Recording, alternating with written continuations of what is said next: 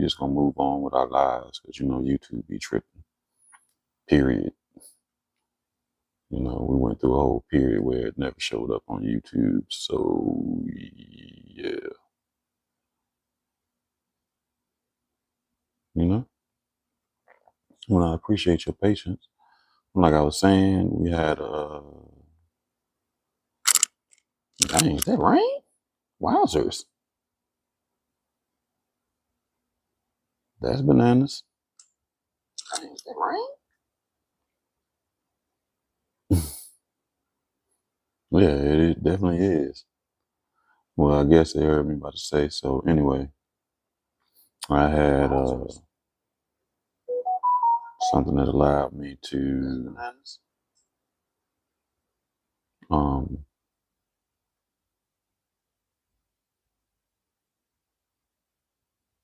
feel a little good about the work that we're doing and the healing process and all that stuff. So I think our Tuesday night show probably got most people that I've ever had.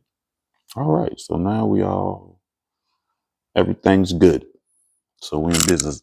And these weird ass lights, they do work by sound. Well, you can't see them yet, but I'm trying to check to see if they will actually work right. But they do work by sound. And we were trying to use them last week, but they didn't work. So I guess I wasn't using my outside voice or something. But yeah, they got a couple of little settings for. See, damn things keep.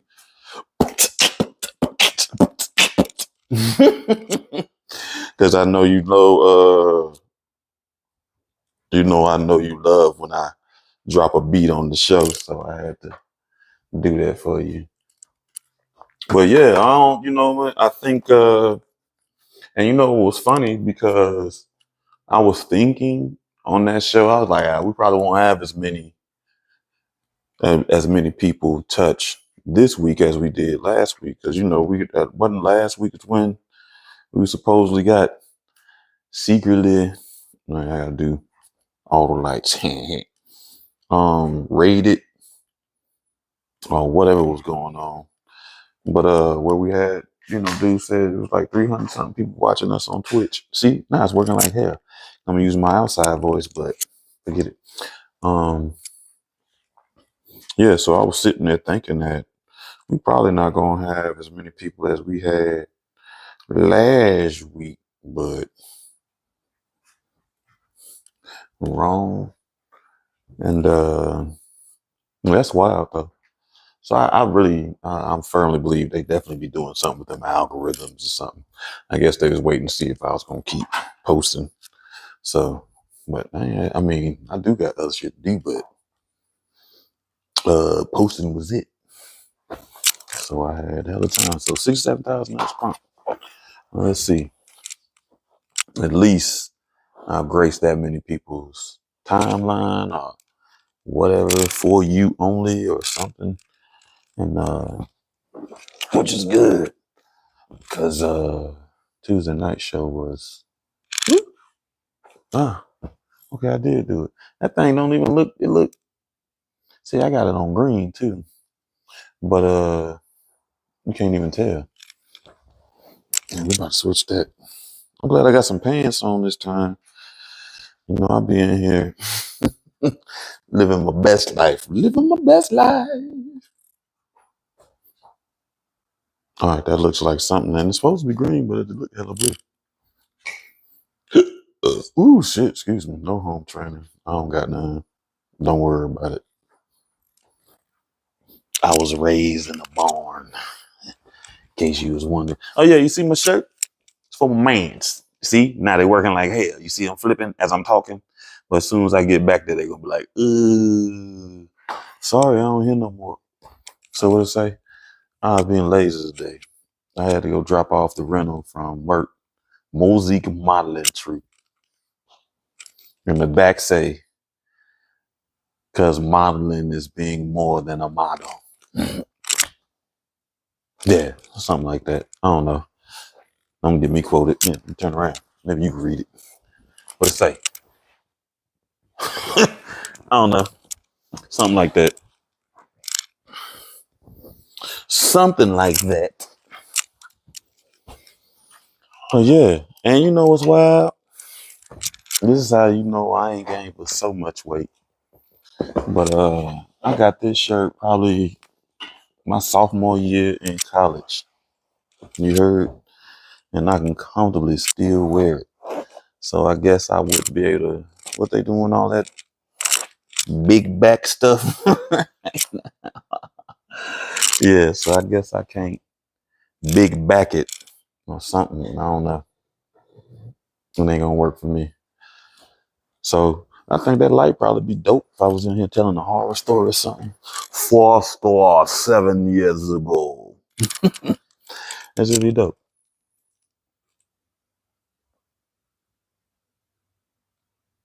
What? Oh, this shirt. Yeah, right. Listen, I don't know who the hell made these shirts. This shirt has been washed and worn more. So get some context. You know, I'm the tender young age of 45. So I probably got this shirt in 1998, 1999. For the 99 to the 2000, like 1998, 1999, probably around there. So for a shirt that's 25 years old, Jesus Christ. See, there you go. You talking about good condition. But I used to always, I was like, I don't know who we got to make them shirts, but man, listen, I hope they rich now because these shirts lasted. Yeah, I mean, you see it.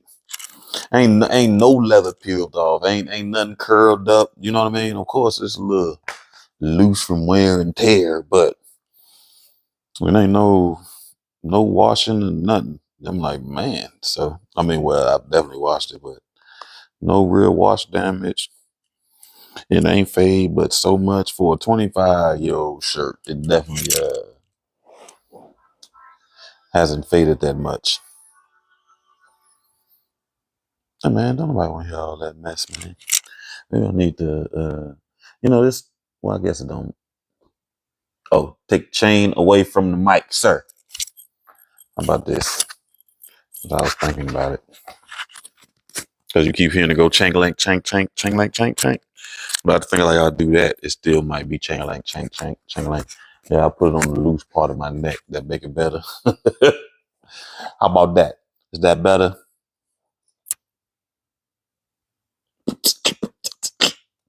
See? The lights is going ham.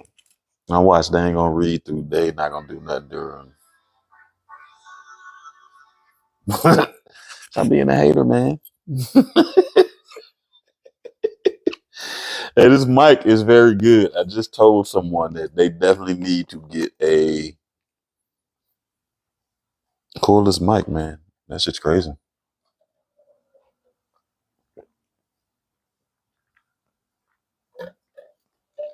That thing picks up all my thoughts and ideas and everything. So it must really be bad for you to comment it and then text it to me as well.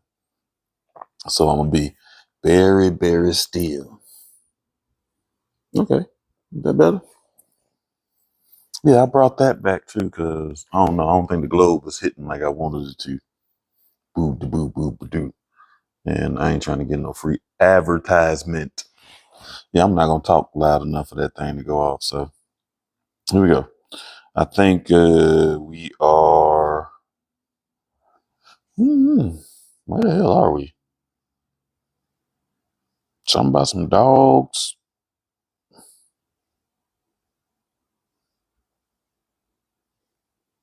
Well, they still on that.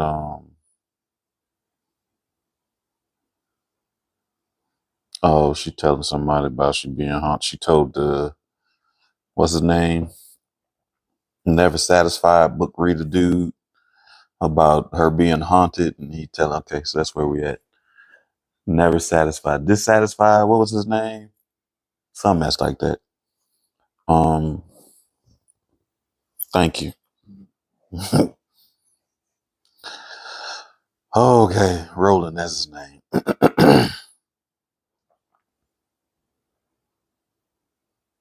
Yeah, that's wild. I mean, they just gave us a tornado watch or tornado warning, but that rain just came like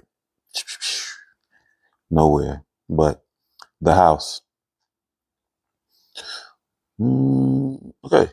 Roland lived close to the house that my mother and I lived in when we ping ponged between the reservation and the city. The house was still there. It is always still there. It is a gray clapboard place with 6 tiny apartments carved out inside. Cheap rent, livable. There was a blanket tacked over one window, cardboard where the attic window was broken, and a couple of air conditioners sticking out of a couple of upper floor windows. I parked in the alley to see what was happening with my old window. My second floor room was a closet, but it had a square glass with a diamond mullions in the top panel. It even opened. At night, I could hear the city breathing all around me, in and out, as though we lived in a giant animal. I traveled in that room, done homework, developed my bubble dot distinction. I could slip in and close the door and get away from mom and her friends. The room had a light bulb with a string, like like in a confessional. I had 2 shelves, a tiny table, and a stool, a pallet on the floor. I I don't like that part either. I always feel like it should be an and or something. The sentence is I had two shelves, tiny table, and a stool, a pallet on the floor, period. I had a pillow and a quilt. I had everything I needed. I caught the school bus at the end of the block. After I got my homework and test backs, I would bring them to mom, lay them on the table, F or A plus. She'd never notice. Rarely spoke. I'd watch her on the day she cashed her disability check, slip away with that cash or pick through her drugs. She wandered in and wandered out. Sometimes she didn't speak a word for what seemed like months. The window looked exactly the same. When my feelings were too much for me, I used to wrap myself in a blanket and lie in the closet waiting for feelings to pass. At one point, I decided to become a person who didn't feel so much. I stand by that decision, though it didn't work. Ain't that what we talked about Tuesday? That's what I decided I wasn't gonna cry, but I'm waterhead. But I definitely understand how you can experience things that make you dissatisfied. Thank you.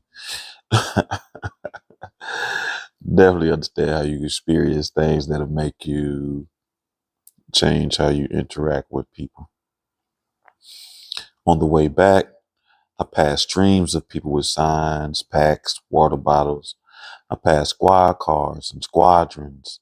I passed burnt out stores with walls like broken teeth. Uncle Hugo's was gone, smoldering. My stomach dropped and my eyes began to sting. I passed a woman with a shopping cart full of children. Down another street, a giant armored and armed Humvee rolling forward. I turned to get out of the way. Pockets of peace, then full out soldiers in battle gear. I got a cold, sick feeling. Minneapolis had been caught by surprise, but now the response had hardened. I passed the church with people milling about on the steps. Around the back of the church, there was about an acre full of grocery bags to hand out. I passed 2 teens sitting on the curb token up, their signs tossed down. I passed people painting vibrantly colored pictures on boards over store windows. I passed tents. I passed liquor bottles in the gutter. I passed small devotional shrines. There were messages to people taped to trees, flowers hanging off fences. I had to swerve to miss a car parked in the middle of the street, a Confederate flag stuck to its bumper. Mostly, I had passed people going about their normal business, planting their gardens, flower beds, watering their lawns. I passed a popcorn store that was open and I stopped to buy popcorn. The popcorn smell the popcorn smell modified the smell of spent tear gas, sour musky chalk. I got stopped by a cloud when I was nearly home. It was a cloud of emotion. I came to a halt and tried to breathe my way through the mist. It was cleared by the loud curfew alert on my phone. I was tired and flat out sad. If only it would rain. May 31st, but it did not rain. Night. Journalists tased, arrested, tear gassed, beaten. Journalists with an eye shot out. What the fuck are you so afraid of? Hedda screaming at the police. We talked about the National Guard. They're not all bad, though, Hedda said, surprising me. Asima told me that the Capitol protest that this National Guard commander or whatever took a knee in front of everybody.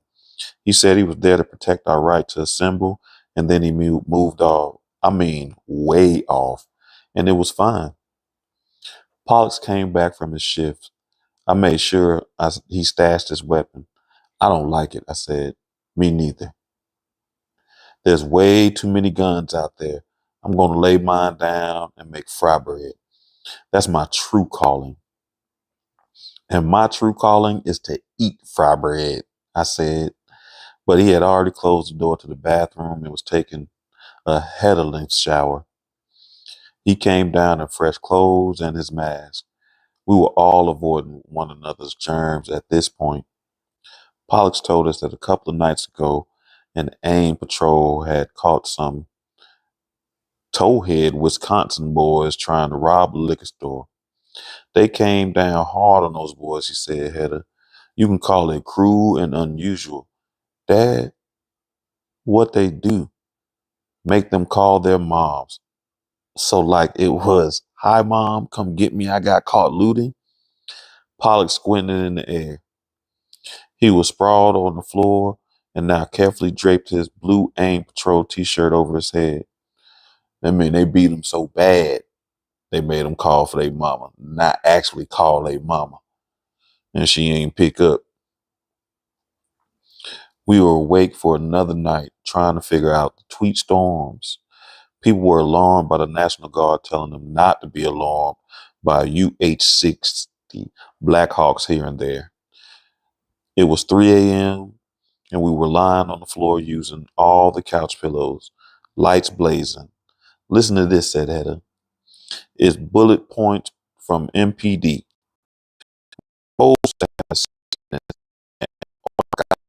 Towels might go out.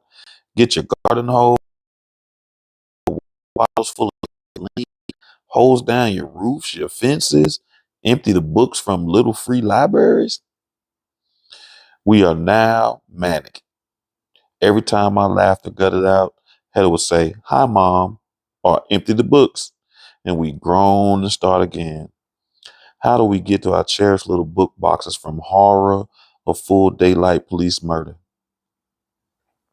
I said it seemed that around the central fact of any tragedy, there swirled a flotsam of extraneous, like the $20 bill that led the police to call at Cup Foods, the broken tail light that led the police to stop Philando Castile, the hunger for eggs and the farm woman's fury to defend those eggs, an incident that started the Dakota War, the let them eat grass phrase that has kept it in the memory ever since. The sudden route change of a driver that enabled the assassination of an obscure archduke, an act of defiance that averted a nuclear war during the Cuban Missile Crisis. So many other occurrences. For instance, said Hedda, the glass of root beer that led to Jarvis. Stop right there, said Pollux from under his shirt. Or us, I said. Why were you in the Midwest mountaineering parking lot that day? It was like me to press on on the bruise. I wanted to slap myself. He tried to keep it light. For socks, said Pollux. I like their wool socks. In love as in death and mayhem, small things start the chain of events which veers so out of control that sooner or later an absurd detail intrudes, bringing a trail of events back for us to ponder. Pollux shook off his t-shirt and propped himself up on one elbow. So you're saying that we wouldn't be here all together if not for socks? No, no. It was face, said I. Excuse me.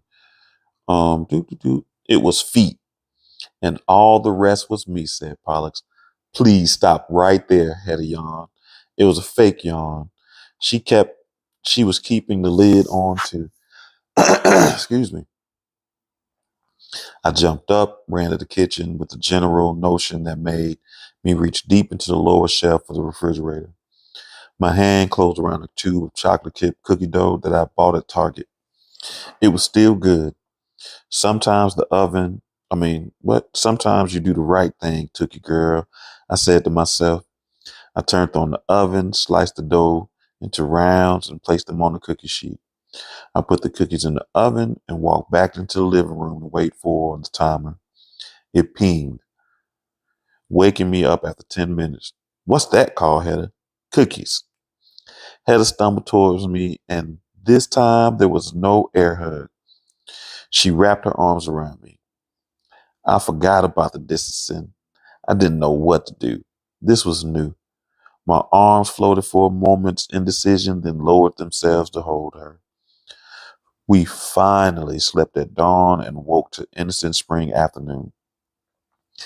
Pollux was sleeping next to me. In spite of it all, I was glad. What time is it? Said Pollux. Noon o'clock. We lay still, messed up by the tense nights and the strangeness of waking to a full-blown day. Excuse me. I didn't have to work, so we wandered around the house, in and out, disoriented. Hedda was in touch with Asima, who was out with Groom marching down I-94 and then I-35, which was closed off. I'm getting some scary posts, Hedda said. Then she jumped up from the couch, shouting incoherently. Jarvis squalled in shock. I ran to her.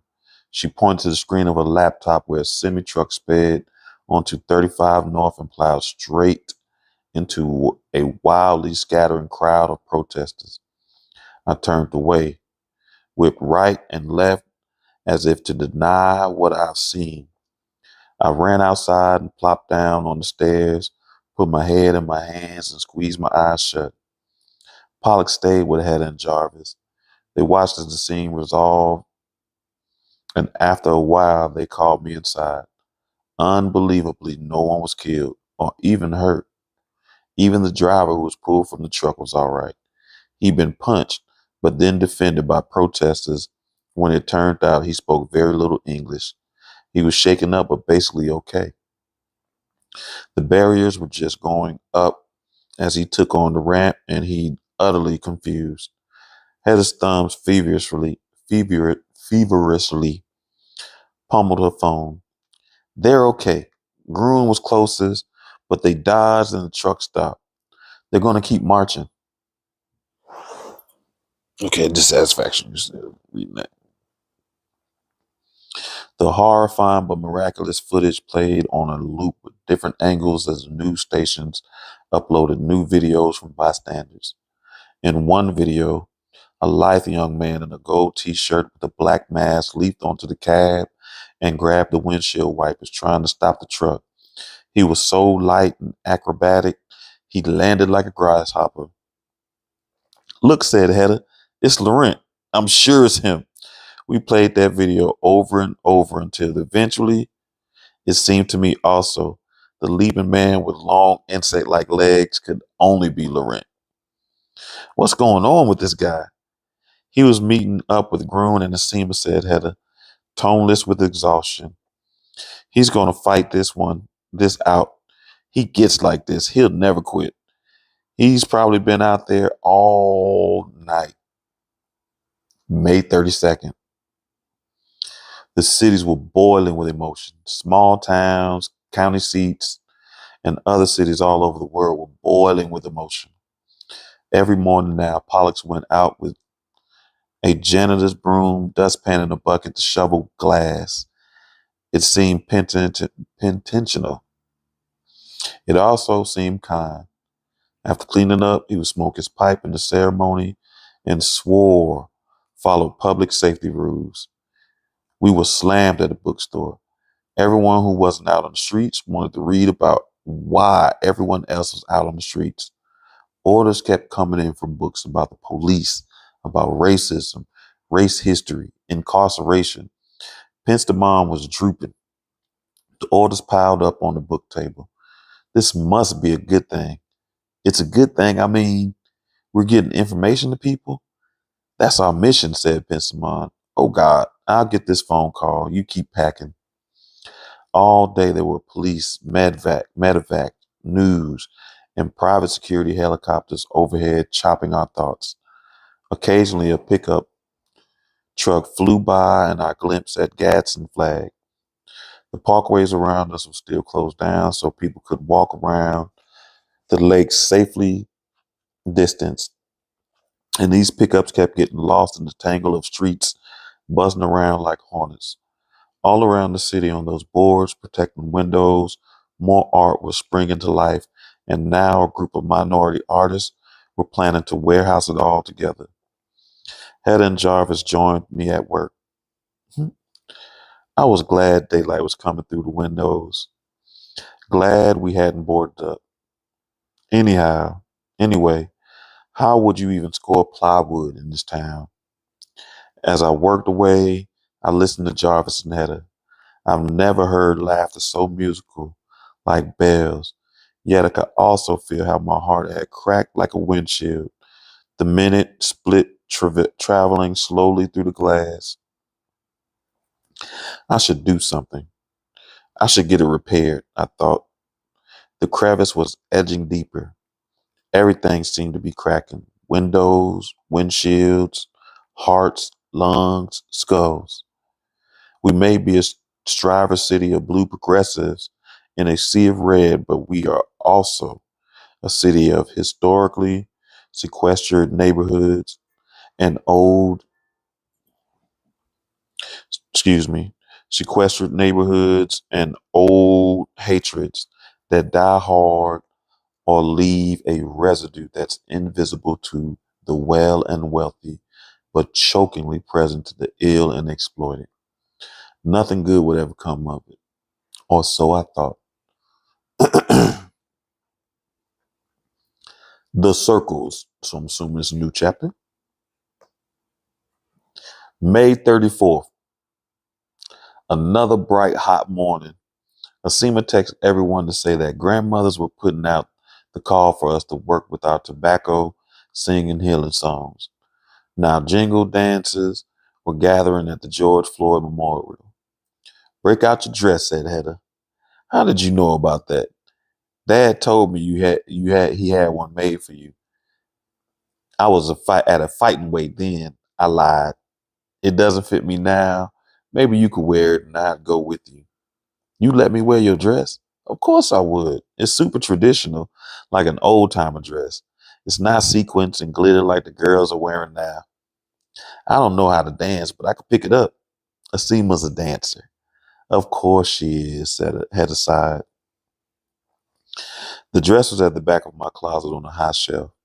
I stored it in a flat cardboard box so it could breathe. There was a wild bergamot and sweetgrass underneath it in a pillowcase. Pox had seen to that. I actually was about the same weight now as I'd been when Pollux gave me the dress.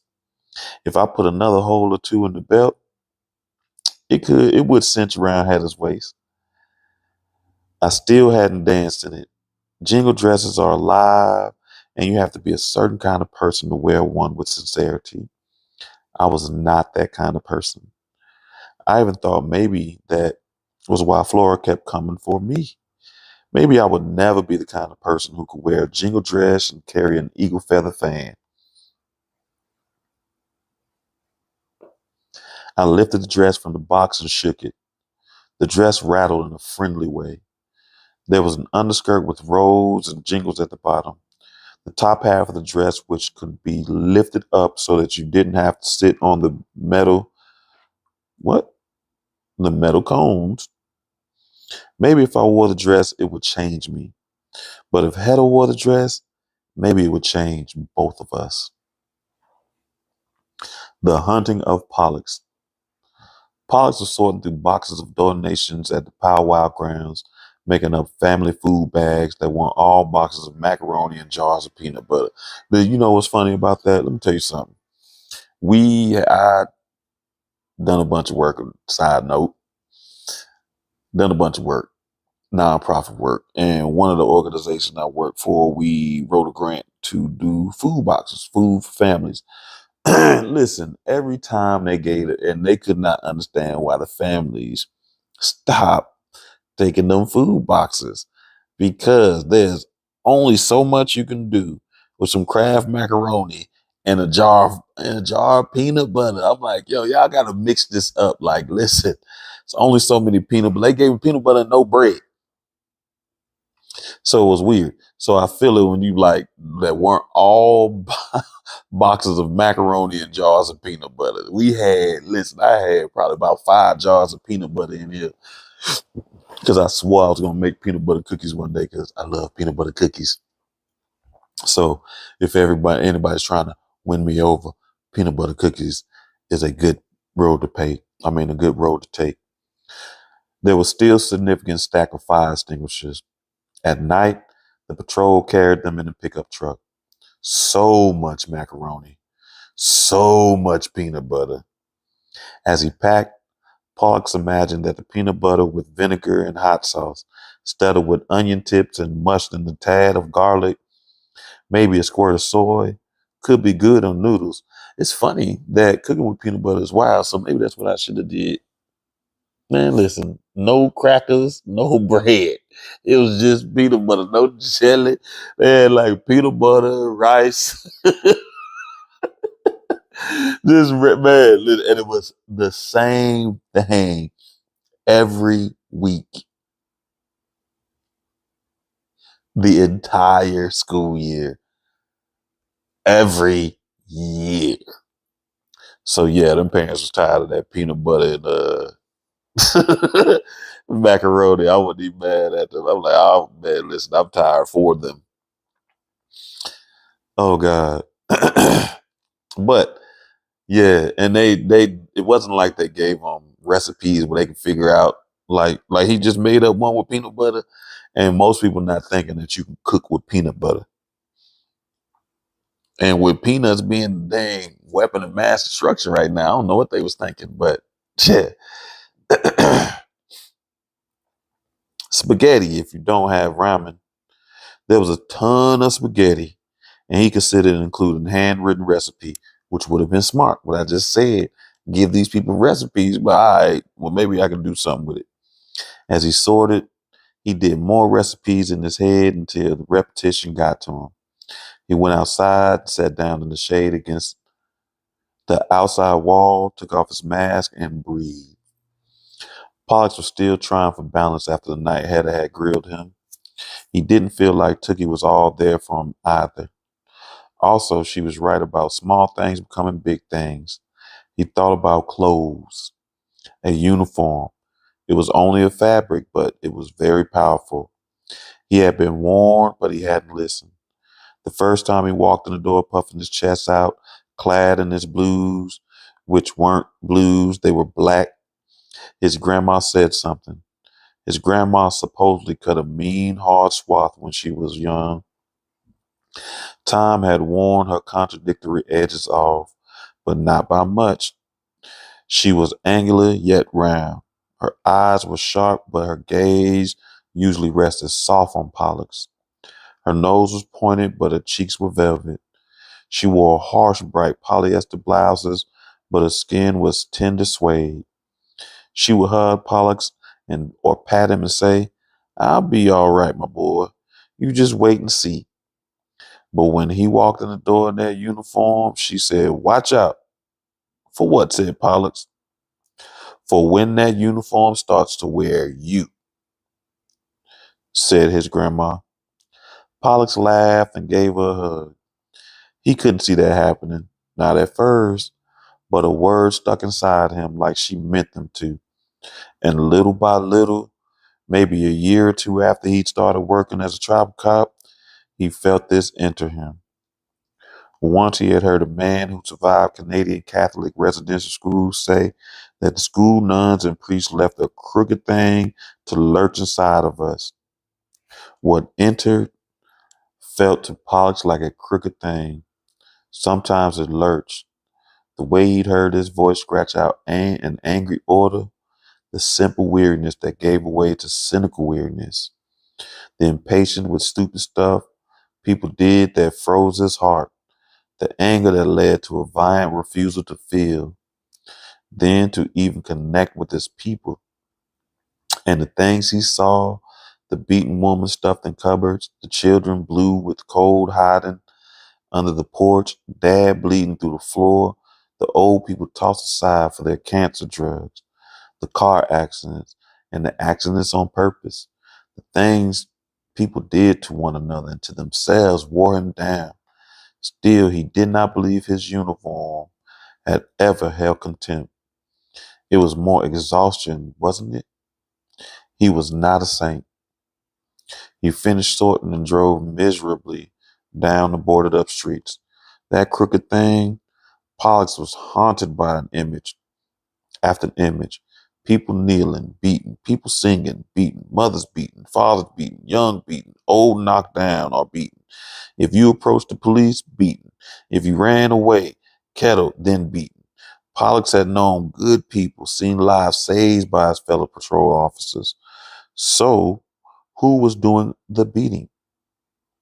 The uniforms or those inside of them? How was it that the protests against police violence showed how violent police really were? Exactly. Ain't that the irony behind it? At home, a lonely pain shot through Pollux when he saw that Hedda was wearing the jingle dress he had given Tookie as a love gift. He held out the fan he had finally finished. The handle he carved was carved with smoked deer hide. Elegant fringes hung off the end of each handle. Each feather was wrapped at the base and reinforced tightly wrapped red embroidered floss. The fan was elegant, regal, and each feather was perfectly straight. You hold it first, he said to Tookie. You can let your head use it, but the fan's for you. She took it gingerly, held it awkwardly. He thought maybe there was a tender thank you stuffed in her throat. He cradled Jarvis as they left, watched the two of them walk to the car. Tookie didn't know it, but sometimes when she walked, she proud. She tried not to look at the way, excuse me. She tried not to look at the way she shifted her hips. She stirred his heart. It was still all there. He looked down at Jarvis. You're in for it, little man, he said. The circle. We're in the van together, me driving along in my favorite black jeans and black t-shirt. Hedda sitting carefully in the passenger seat with the skirt of the jingle dress pulled up behind her and the front up tucked up around her waist so the jingles wouldn't poke her butt. Under the dress, she wore a racerback t-shirt and a tiny pair of shorts. The dress clattered gently whenever I stopped at a light. God damn, this is beautiful, she kept saying, stoking the applique work. The dress zipped down the front. The colors were rust, bronze, and ivory. Two sides of a scarlet heart-shaped flower met at the zipper. There were lavender tulips and green leaves. Pollux had given me a piece of art. The interior of the car was cool and our sunglasses fogged up. Driving a car was still dreamlike and strange. It seemed like we were rushing through the air, but we were only going 25. I crossed I-35 and then pulled around onto the side street to park. We sat in the car, making the most of the cool air before we got out. We opened the doors, and the heat closed down on us. I promised to wear a germ-blocking mask, one of Pollock's special ones. Breathing through it made me mildly dizzy. I was hyperventilating, but I kind of liked the sensation. I carried a canvas bag with 2 water bottles. Jarvis had outgrown his newborn diapers. and I had the leftover 0 to 3 month organics in the bag. My wallet was in my jeans, which were cooking my legs. Hedda was tall and dignified, gracious even in the mask, with red wrapped braids and dramatic eye makeup. She wore rawhide soled dance moccasins. The jingle dress transformed her into a visibly sacred being. Walking beside her with water bottles and a bag of diaper, I felt like the attendant of a young queen. As she passed along the street, people called out to her, to me, as if they knew us. There were tables loaded with packages of food and sundries for the taking as we neared the square. I added the diapers. There were flags, BLM, Black Lives Matters, and Pan-African flags, AIM flags, rainbow flags. At the center of the square, stacks of plastic wrapped flower bouquets were arranged in a circular altar. More bouquets were banked against the wall where his portrait was painted. Hedda hopped over the bouquets into the circle and stood with another dancer. She looked nervously back at me, then grinned and waved. Grinned and waved. Asima tapped me on the arm. Her hair was braided with silver ribbons. Her dress was neon blue satin with orange flowers and acid green leaves. It was lavish with silver crusted braid down. It was lavish with silver crusted braid down her arm and up her throat. Okay. It looked suffocating. As people crushed in toward the circle, I eased out and made my way toward the edge of the crowd. There was a sturdy wooden bench in the gas station parking lot. I climbed up, stood there, found a tiny breeze, and took gulps of air from the inside of my mask. From where I stood, I could see Hedda and Asima together. They were the figures from the story where Ojibwe, thank you. Ojibwe women danced medicine. When they lifted their eagle feather fans, their hopeful grace swept over me. My vision was misty from sweat dripping off my eyebrows. I wondered if this was a regular thing, if this thing was regular mothers felt, looking at their daughters from a distance, finding them perilous in their magnetic beauty, which makes no distinction in which screws and nuts it attracts. And in fact, as they started dancing and the drum was in the third push up of a heartstring song, one appeared.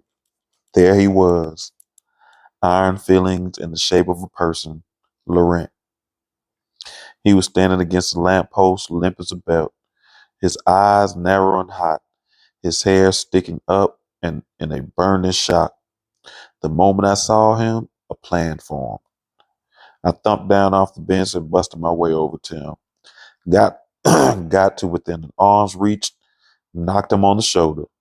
He uncrossed his arms, looked at me in surprise. He didn't recognize me, but followed when I gestured away from the square. I'm took you from the bookstore, he said. Where Seema works? Could you give me your address? I have something to send you. Oh yeah, I couldn't place you. Sorry, I don't have an address. Could you send to a friend's house or relatives? Perhaps your parents? He gave me an address in Bloomington and volunteered their names. I asked for their phone numbers, but he said he'd have to ask them first. He was getting a mite suspicious. It's okay, I said. I liked your books. The one you gave me reminded me of something I just wanted to return the favor. In reality, my intentions was to hire a lawyer and serve Laurent with papers, put him on notice that even a chicken scratch hammock had to pay child support.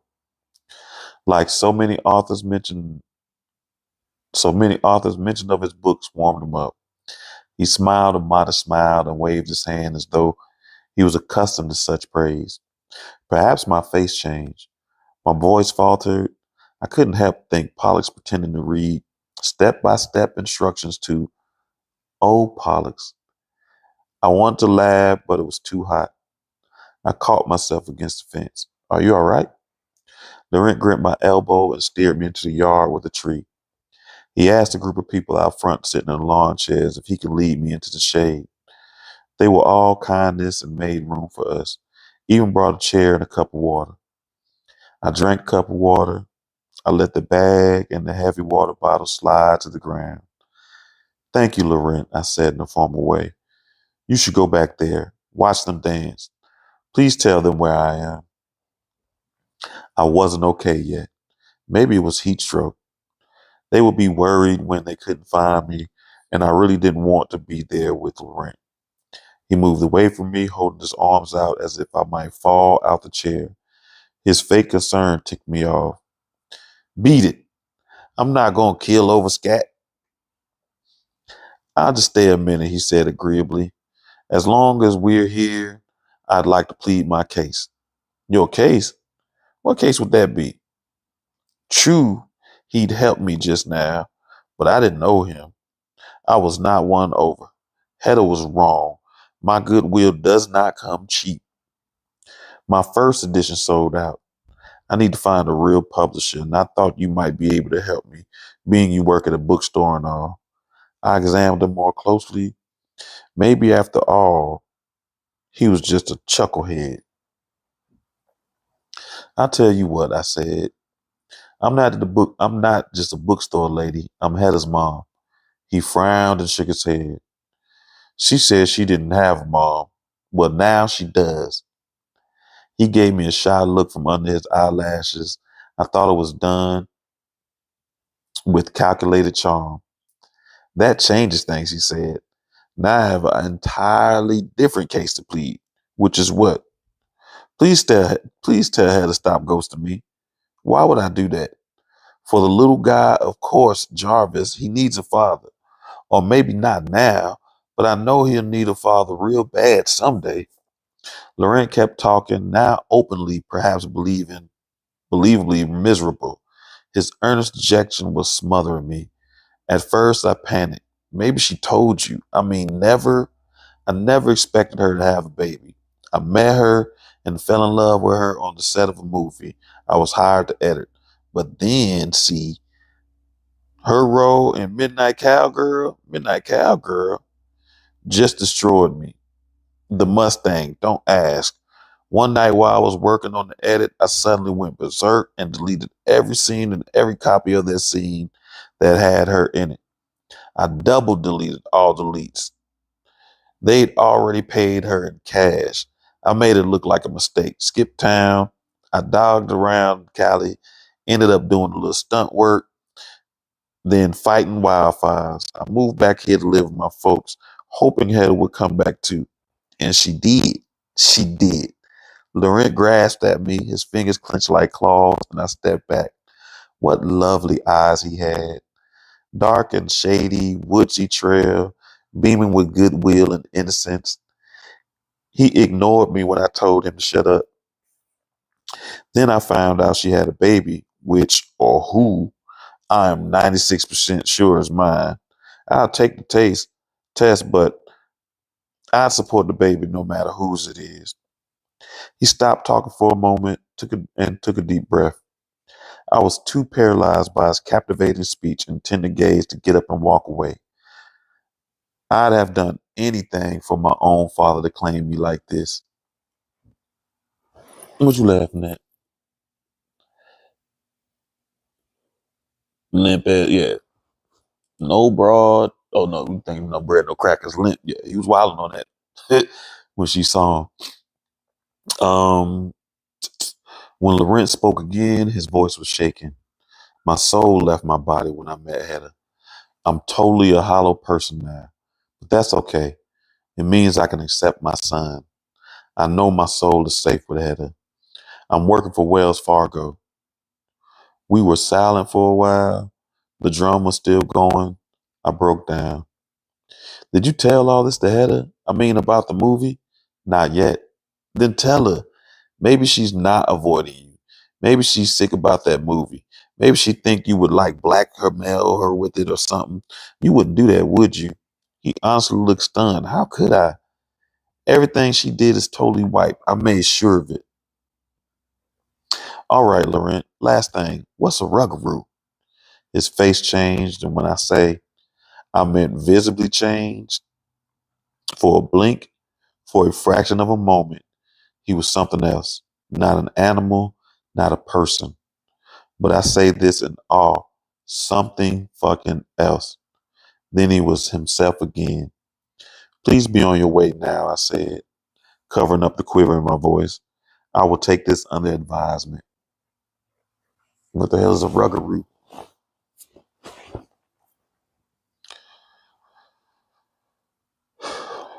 I drank a excuse me. I drank a lot of water, then put my mask back on and entered the mass of people. Waves of emotion swept through the crowd.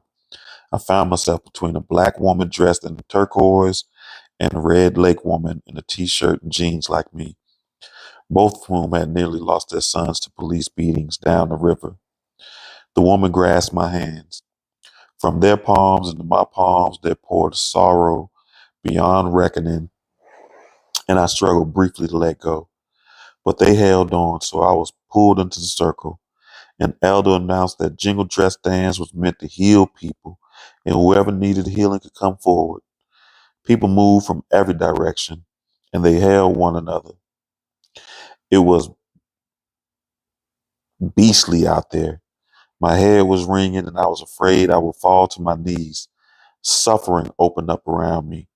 Another woman screamed for a son, yet another for a daughter. I realized that woman whose sons had been beaten, merely beaten, and left alive were weeping with gratitude. How's that? There was the little rattling music of jingles, the drum, the boiling sun. It went on and on. I stood behind her as she danced in place. What flowed over me was not easy to feel, and I resisted.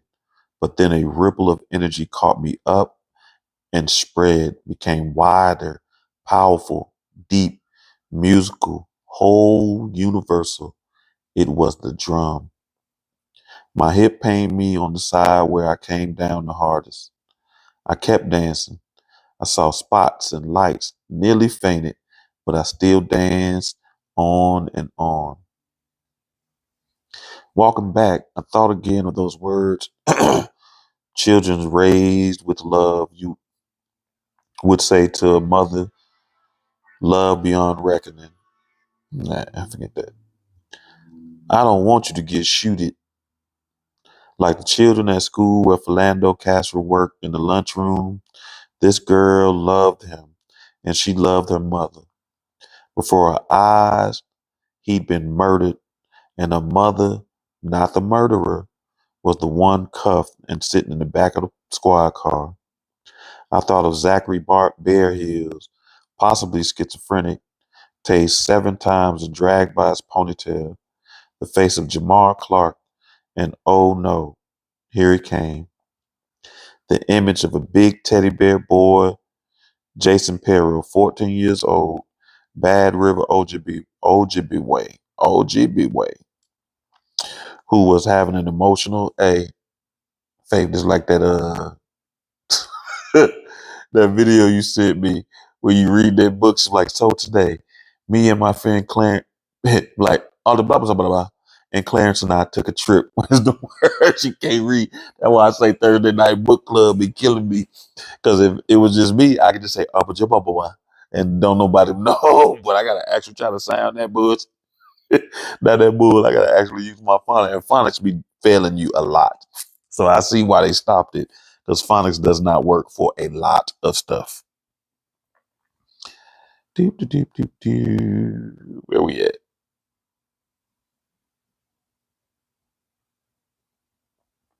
Okay. Who was having an emotional crisis and called the police on himself. Deputy Brock Majernovich shot him dead. Paul Castaway, Indian after Indian and black after black and brown after brown person, and other people, white people, men, women, shot for being off medication or running while black or having a tail light out or just knocking on a windshield by mistake, jaywalking, a box of cigarillos. I thought of Charles Lone Eagle or John Boney slung in the tree, slung in the trunk of a squad car and dumped at the Minneapolis ER by Officer Schumer and Lardy who hardly got their knuckles wrapped. You rarely hear about police killings of indigenous people, though the numbers are right there with black people, because so often it happens on remote reservations and the police don't wear cameras. So I was thankful, however, shattering the truth for the witnesses with the cameras. Okay. I'm just gonna wait. It's got this weird chapter, so it's perfect to not start another one. Boop, boop, boop, boop, boop, doop, doop. And then I had to start some random sentence or something wild like that. So, but we'll start with the professor next week. See, now I'm about to, because I know you love my song. See, that should be cool. But I guess I don't use my sexy voice enough. Wah, wah, wah, wah. Before you start crying about my chain and this goddamn mic. How about that? I got a little glitter on my neck now. Oh God. All right, people. I appreciate you for another Thursday night book club. It's wrapped up. Hope to see you Tuesday. I am in surprise. I really don't go nowhere until I'm gonna use that loosely now. I don't have to hit the road again until May.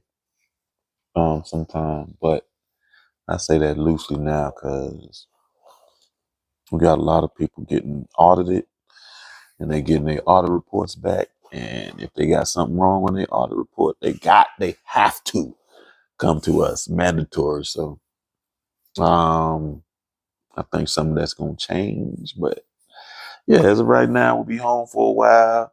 Glad about Tuesday with our 6 or 7,000 reach. And that was just on Facebook. I'm glad things are growing.